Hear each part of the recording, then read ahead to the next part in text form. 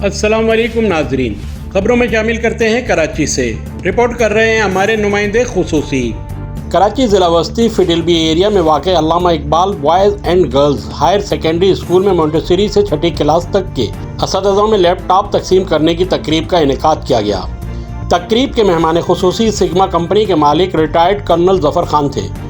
इनकी आमद पर फूलों के हार पहनाकर शानदार इस्तकबाल किया गया। रिटायर्ड कर्नल ज़फ़र खान ने असातिज़ा की मेहनत को सराहते हुए कहा कि जदीद तालीम की फराहमी के लिए कंप्यूटर टेक्नोलॉजी का इस्तेमाल वक्त की अहम ज़रूरत है।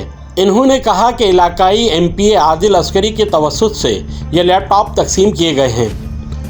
उन्होंने MPA आदिल अस्करी की तालीमी तरक्की के लिए कोशिशों को सराहा और कहा कि असातिज़ा की काविशों से तलबा मुल्क व कौम की खिदमत के लिए तैयार हो सकते हैं।